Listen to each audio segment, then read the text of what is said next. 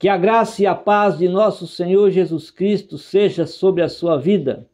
Mais uma vez aqui estamos para compartilhar com você subsídios da Escola Bíblica Dominical do próximo domingo. Nós estamos estudando nessa semana a lição de número 10, Maria, irmã de Lázaro, uma devoção amorosa. Quero pedir para você subscrever no meu canal. Também visite o nosso site, moldado.com, estudos e mensagens. No site você tem não só os vídeos, mas o esboço de todas as mensagens, das leituras diárias da Escola Dominical e também dos subsídios da Escola Dominical. Que nós juntos possamos continuar crescendo na graça e no conhecimento da palavra de Deus. Maria, irmã de Lázaro, deixa-nos uma lição e deixa-nos também um exemplo. Ela deixa-nos uma lição de como priorizar as coisas eternas e o exemplo de como escolher o melhor para uma vida devota a Deus, para uma vida na presença de Deus, para uma vida aos pés de Jesus Cristo. O amor de Maria pelos ensinos do Mestre Jesus nos desperta para pensarmos.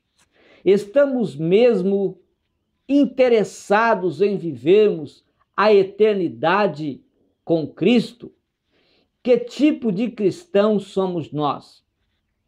Queremos o céu, mas não queremos viver em comunhão com o dono do céu.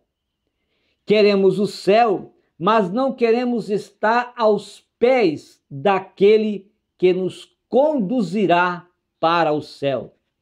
Queremos o céu, mas não queremos buscar intensamente o Espírito Santo para a nossa vida, ele que nos orienta e que nos direciona e que nos ajuda a permanecer no caminho do céu.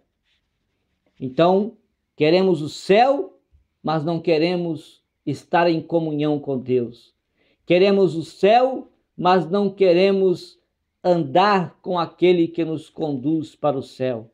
Queremos o céu, mas não queremos orar, não queremos buscar sermos cheios do Espírito Santo, ele que nos conduzirá, que nos orienta e que nos faz permanecer sempre no caminho do céu. Maria aqui, ela abre uma oportunidade para Cristo nos ensinar que aos seus pés é bem melhor. Jesus nos ensina que estar aos seus pés é muito melhor. Quando nós estamos aos pés de Cristo, garantimos a nossa salvação. Quando nós estamos aos pés de Cristo, nós garantimos a nossa proteção. Deus nos protegerá quando nós vivemos uma vida aos pés de Cristo. Aos pés de Cristo, nós garantimos a salvação da nossa alma. Aos pés de Cristo, com um coração contrito, com uma alma quebrantada, com um coração cheio de graça, aos pés de Cristo, adoramos o seu nome e assim então vivemos uma vida em comunhão com Deus. Aos pés de Cristo também nós venceremos batalhas. É só aos pés de Cristo que nós conseguimos vencer as batalhas desta vida, vencer as batalhas interiores, vencer as batalhas exteriores, vencer o mundo, vencer o pecado, vencer as influências satânicas, vencer o mundo e todos os pecados, as influências malignas que quer nos tirar da presença de Deus. Mas aos pés de Cristo nós conseguimos vencer.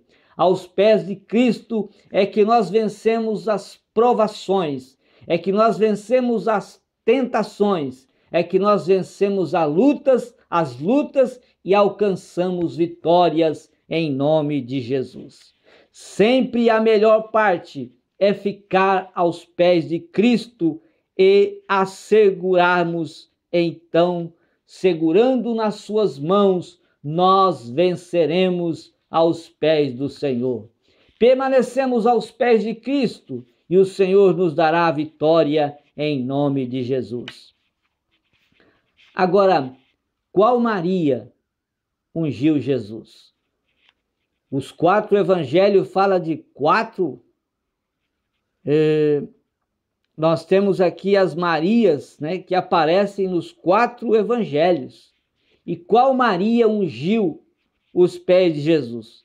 Essa dificuldade de sabermos qual Maria, ela apareceu no século XVI com o Gregório, Papa Gregório, chamado Grande, que viveu nesse tempo.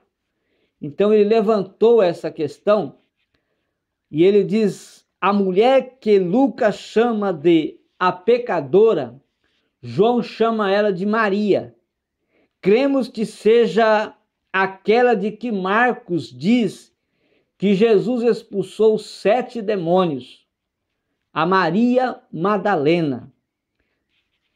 Contudo, quando nós fazemos uma análise cuidadosa para saber qual a Maria que ungiu os pés de Jesus, nós podemos dizer que a Maria da unção é a irmã de Lázaro. Vamos ver os textos. O episódio conhecido como a unção em Betânia é contado por 3 evangelistas, tudo em Betânia.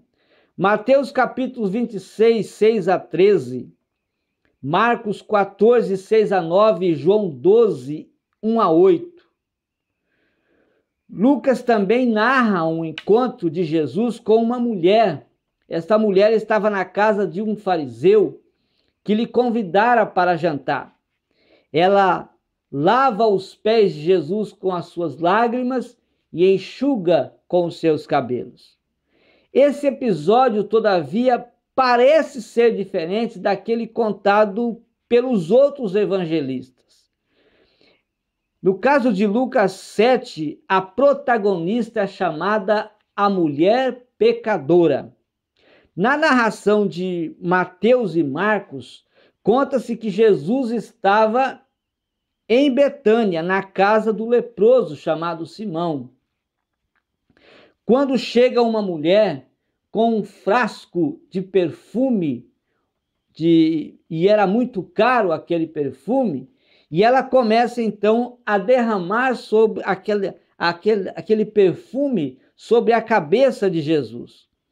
Os discípulos que ali estavam presentes, eles dizem que aquele perfume era muito caro e que poderia se vender aquele perfume e dar o dinheiro para os pobres. Jesus reprime, ou seja, exorta, chama a atenção dos discípulos e diz a eles que os pobres eles vão ter sempre com eles. E diz que aquela mulher estava realizando um gesto profético. Qual o gesto profético que aquela mulher estava realizando? Ela estava profetizando sobre a sepultura dele, a sepultura de Cristo. João, no seu evangelho, ele conta que o fato aconteceu na casa de Lázaro, isso sempre em Betânia. Ele diz que Maria pega o perfume e unge os pés de Jesus, enxugando-os com seus cabelos. Judas vai lembrar que o dinheiro com o qual foi comprado o perfume poderia ser dado aos pobres. E Jesus, como em Mateus e Marcos, lembra que os pobres sempre existirão. Portanto, segundo essas narrações, a personagem que unge Jesus em Mateus e Marcos, ela é uma mulher, ela é chamada uma mulher. Em Lucas ela é chamada a mulher pecadora e em João ela é chamada de Maria. Vamos fazer algumas considerações para entendermos melhor. O episódio contado por Lucas provavelmente é diverso daquele que aconteceu em Betânia, narrado pelos outros 3 evangelistas. De fato, segundo Lucas, o episódio aconteceu na Galileia e não no período nas vésperas da paixão de Cristo, como é indicado nos outros evangelhos. A pecadora de Lucas que unge Jesus não deve ser Maria Madalena. O episódio da unção em Lucas é contado no capítulo 7. Logo em seguida, no capítulo 8, Lucas fala que Maria Madalena fazia parte do grupo que acompanhava, que seguia Jesus. Se a pecadora fosse Maria Madalena, por que Lucas não teria dito? Enquanto Mateus e Marcos não ajudam a entender quem era a mulher que ungiu Jesus, João faz questão de deixar bem claro que essa mulher que ungiu Jesus era Maria, irmã de Lázaro. João 11, 1 e 2, ele diz assim: havia um doente, Lázaro, de Betânia, povoado de Maria e de sua irmã Marta. Maria era aquela que ungiu o Senhor com bálsamo e lhe enxugava os pés com os cabelos. Então veja bem que João deixa claro, bem claro, que Maria, irmã de Lázaro, foi quem ungiu os pés de Jesus, enquanto Mateus e Marcos não deixa isto bem claro, e Lucas vai falar de outra Maria. João conhecia bem Maria Madalena e também João conhecia quem era Maria, irmã de Lázaro. É improvável que ele tenha feito confusão entre as duas Marias. Agora, nós queremos aqui voltar de novo a Maria, irmã de Lázaro, para falar do caráter de humildade de Maria e também do seu caráter amoroso, mas vamos focar mais sobre a humildade de Maria aos pés de Jesus. O que significa aos pés de Cristo para você? Em quais situações nós devemos estar aos pés de Cristo? Só em algumas situações ou sempre nós devemos estar aos pés de nosso Senhor Jesus Cristo? Maria, irmã de Marta e de Lázaro, ela é relatada na Escritura como estando aos pés de Cristo em 3 ocasiões. Não é só em uma, em 3 ocasiões e situações diferentes. Ela valorizava estar aos pés de Cristo. Ela gostava de estar aos pés do Senhor Jesus, porque aos pés de Cristo ela se sentia bem. Aos pés de Cristo ela aprendia. Aos pés de Cristo ela crescia espiritualmente. Aos pés de Cristo ela se humilhava e, se humilhando, ela se quebrantava. Se quebrantando, ela adorava ao Senhor com muita graça e com muita alegria. Nestas 3 ocasiões, nós percebemos o caráter humilde, o caráter amoroso de Maria por Jesus. Ela amava a Jesus e, por amar Jesus, ela se humilhava porque queria sempre estar aos pés de Jesus. Nós temos feito isso. Será que nós temos também, por amor a Deus, por amor a Cristo, nós temos nos humilhado para aprendermos a sua palavra? Nós temos parados para ouvir alguém falar de Jesus para nós, alguém nos ensinar sobre Deus para nós? Será que nós temos parado para ouvir? Ou nós temos parado por uma obrigação? Ou nós temos parado para ouvir no sentido de depois queremos criticarmos aqueles que falam da palavra de Deus, criticar aquele que ensina a palavra de Deus? Há pessoas que param para ouvir, não para se alimentar da palavra, mas para criticar a pessoa que está falando. É claro que todos os homens erram quando ensinam a palavra, porque são homens. E é possível que haja alguma palavra, alguma frase, quem sabe, falta de conhecimento melhor e mais profundo. Às vezes erram num ponto ou outro, mas a intenção daquele que ensina, a intenção daquele que prega não é errar, não é falar errado, não é falar uma palavra errada, mas sim falar o bem, falar o melhor. Mas mesmo nós querendo falar melhor, explicar melhor, detalharmos melhor, erramos. Mas há pessoas que sentam não para ouvir, não para se alimentar, mas para criticar aquele que está falando. Mas Maria não era assim. Ela queria ouvir. Em Lucas 10:39, diz assim: e tinha esta uma irmã chamada Maria, que era uma ocasião em que ela sentou-se, a qual, assentando-se também aos pés de Jesus, ouvia a sua palavra. Maria tinha fome das coisas espirituais. Ela tinha interesse em dar prioridade às questões espirituais. Será que nós também paramos para ouvir a palavra de Deus porque temos fome espiritual? Ou porque nós estamos interessados em apenas criticar aquele que está falando? Será que o nosso interesse é ouvir, é se alimentar, é aprender a palavra de Deus quando paramos para ouvir?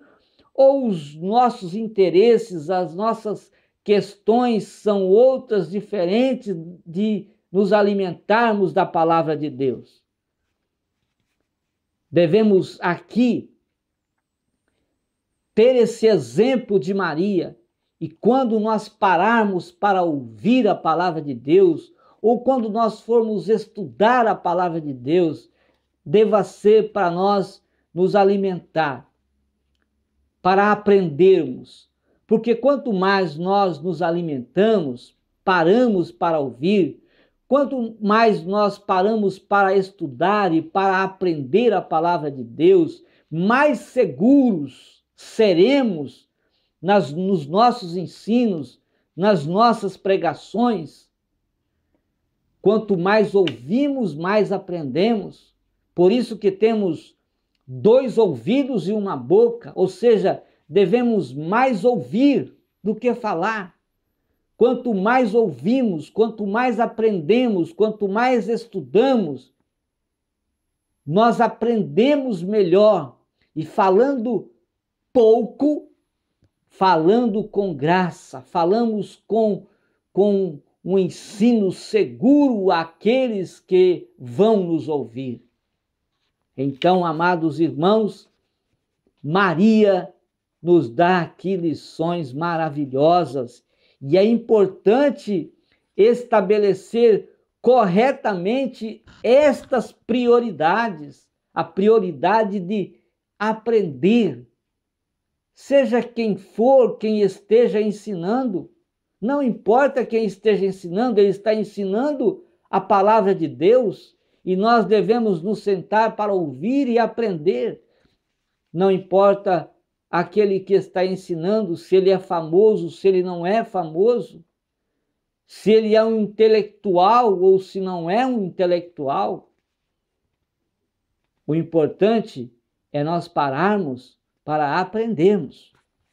E aqui no caso de Maria, ela se humilha aos pés do Senhor para aprender, para ouvir a palavra de Deus, porque ela tinha fome das coisas espirituais, porque ela queria a eternidade, porque ela queria estar sempre aos pés de Cristo, porque ela sabia, reconhecia e tinha certeza que Jesus Cristo é eterno, é maravilhoso, é poderoso, é glorioso, é santo e Ele nos conduz aos céus. Em João capítulo 11, versículo 32, tendo, pois, Maria chegado aonde Jesus estava e vendo-o, aqui outra ocasião, lançou-se aos seus pés, dizendo-lhe: Senhor, se tu estivesse aqui, meu irmão não teria morrido. Mas antes, no versículo 29, ao ouvir isso, Maria levantou-se depressa e foi ao encontro de Jesus. Veja sempre Maria procurando lançar-se aos pés de Jesus. Maria sempre indo ao encontro de Jesus, porque Maria tinha certeza absoluta que Jesus Cristo daria para ela a vitória. Aqui no caso de Lázaro, que já havia morrido há 4 dias, ela correu para dizer: se o Senhor estivesse aqui, o meu irmão não teria morrido. Mas Jesus realizou um milagre ainda maior do que curar a doença de Lázaro. Jesus ressuscitou Lázaro depois do 4º dia que ele havia morrido. Maria, ao mostrar-se dependente de Cristo, ela expressa o seu caráter humilde. Quando nós expressamos também, demonstramos a nossa dependência de Deus, quando mostramos a nossa dependência de Cristo, nós estamos nos humilhando, nós estamos nos apresentando a Deus, a Cristo, com um coração humilde, com um coração quebrantado, com um coração contrito, reconhecendo que Deus nos consola, reconhecendo que Deus nos conforta. Quando nós mostramos-nos, expressamos-nos essa dependência que nós temos de Cristo, nós nos humilhamos e o Senhor nos concede a vitória. João 12, 1-8, aos pés de Jesus, nós lhe rendemos a adoração. Então Maria pegou um frasco de nardo puro, isto está em João 12, 3, que era um perfume caro, derramou sobre os pés de Jesus e enxugou os seus pés com os seus cabelos. E a casa encheu-se com a fragrância do perfume. Que maravilha! Quando nós se lançamos aos pés do Senhor para adorar o Senhor, para oferecer algo para o Senhor. O que você tem oferecido para Deus? Será que o que nós estamos oferecendo para Deus tem trazido esta fragrância, né? Este perfume de Cristo está na nossa vida para atrair as pessoas que não servem a Deus a serem servas de Deus? Se nós tomarmos uma posição como tomou Maria, de lançarmos aos pés de Jesus e aos pés de Jesus oferecermos o nosso sacrifício de adoração verdadeira a Deus, o perfume de Cristo vai incendiar o lugar em que você está. e pessoas vão ser atraídas a Deus porque você vive uma vida de adoração, porque você vive uma vida aos pés de Cristo. As pessoas serão atraídas quando verem você a expressão, quando vê você demonstrando que você vive uma vida de adoração, que você oferece o melhor para Jesus Cristo, porque a fragrância, o perfume, o cheiro de Cristo há de estar na sua vida e ele atrai pessoas. O perfume de Cristo atrai pessoas para o reino dos céus.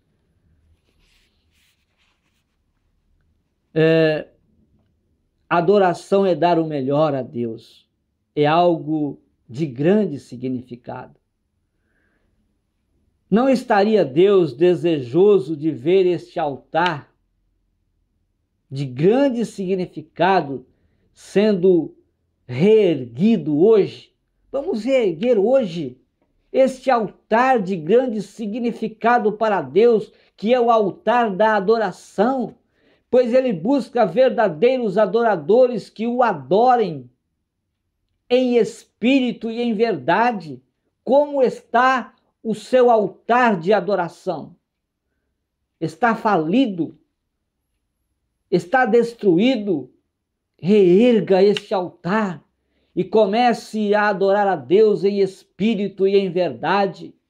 Faça esse altar ter essa fragrância, este cheiro, este perfume de Cristo na sua vida, para que pessoas sejam atraídas a Cristo. Não é o templo, quando nós estamos falando aqui de um altar, não estamos falando de um templo construído pelas mãos dos homens, mas o meu templo, o seu templo, o templo que Deus fez, nós devemos ser o templo de Cristo.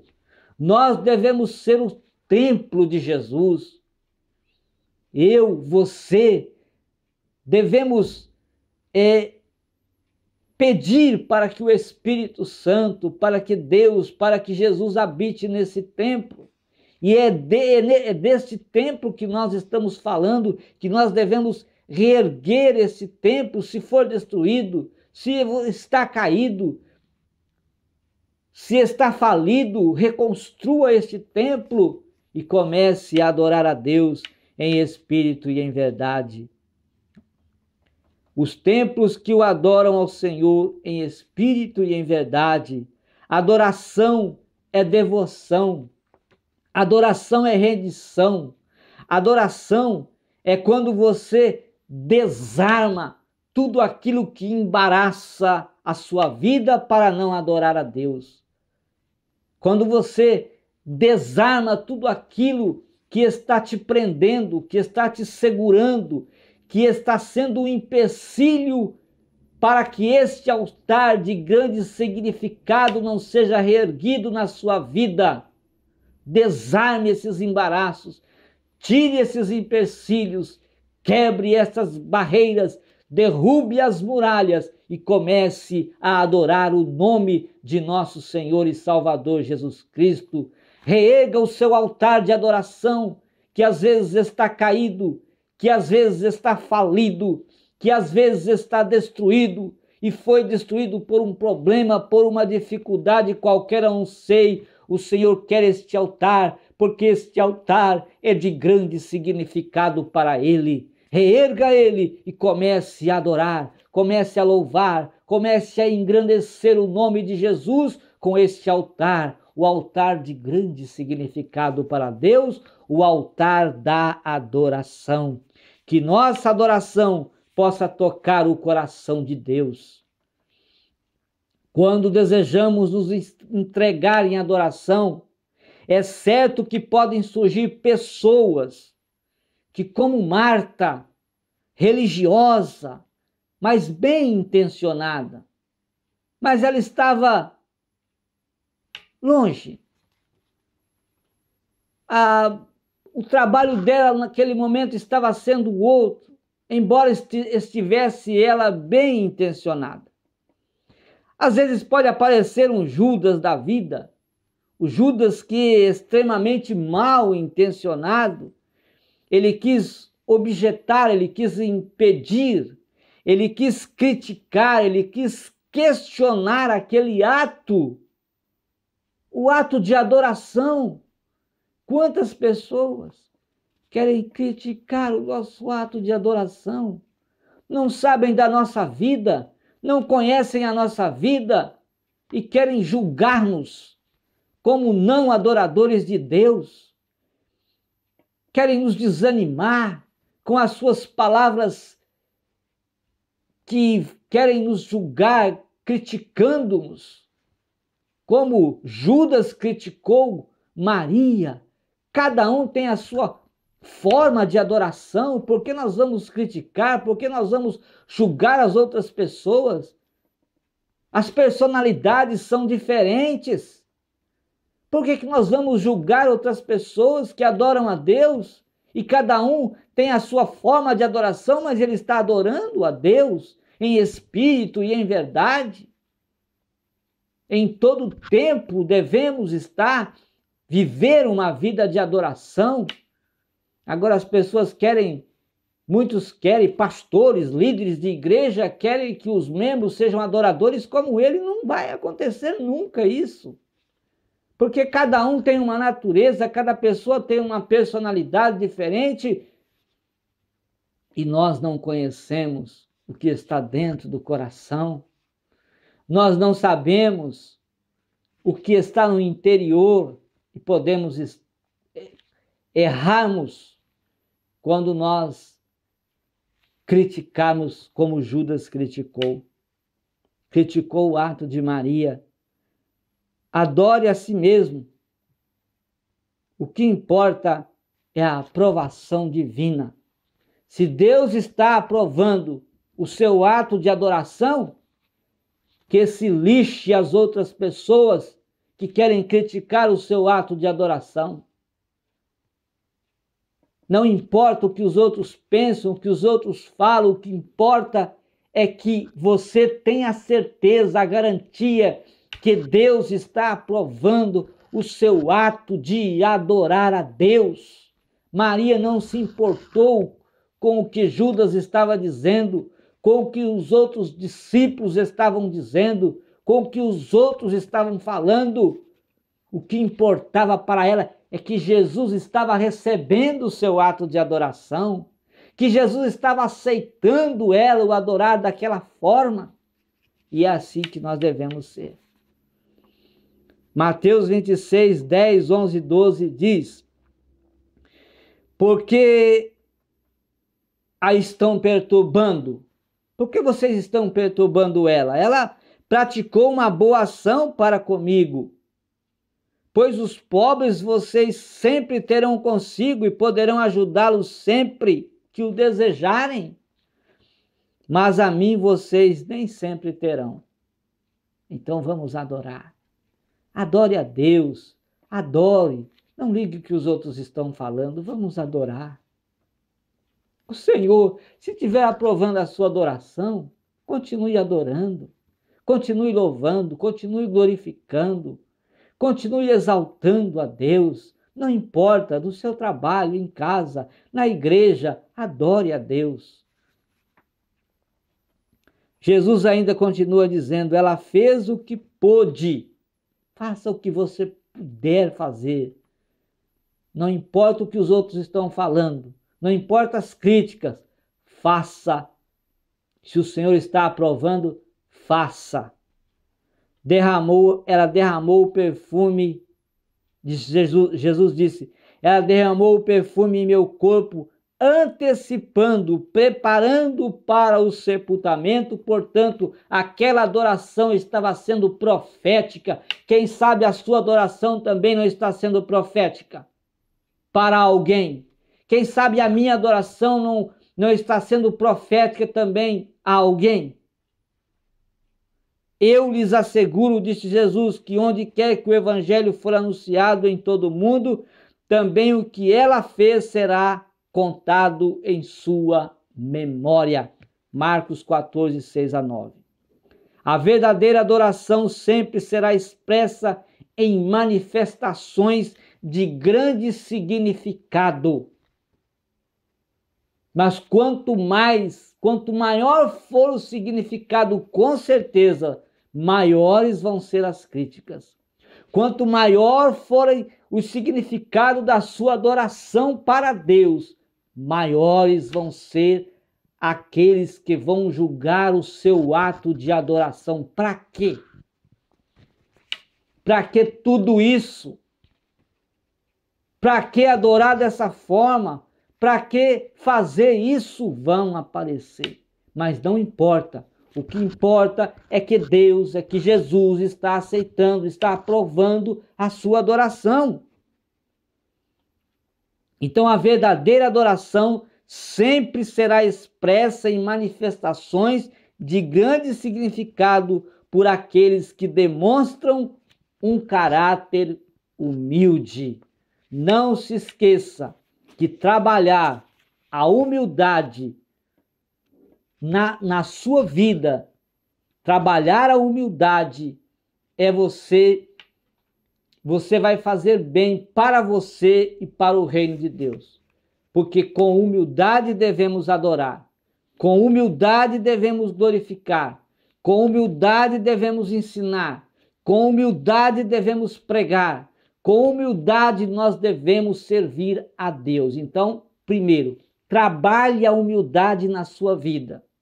Quando nós estamos trabalhando a humildade na nossa vida, quando você quer ser humilde, então, claro que para ser humilde, você vai ser confrontado com pessoas que vão apresentar a você atitudes para te humilhar. E aí você deve apresentar-se para Deus que você é uma pessoa humilde. Uma pessoa humilde é uma pessoa pacífica. Uma pessoa pacífica é uma pessoa mansa. Uma pessoa mansa é uma pessoa que aprende com Cristo. Aprendei de mim, que sou manso e humilde de coração. Quando você faz isso, com humildade, adorando a Deus, louvando a Deus, com certeza a sua adoração, o seu louvor, o seu trabalho, tudo que você faz para Deus com humildade diante dele, Deus receberá, aprovará e você estará fazendo uma boa ação, assim como fez Maria. Que Deus abençoe a sua vida, que Deus abençoe a sua família e que em nome de Jesus, juntos, nós possamos apresentar a Deus a nossa melhor adoração. Levantar hoje, a partir de hoje, levantar um altar de grande significação para adorar o nome de nosso Senhor e Salvador Jesus Cristo. Amém.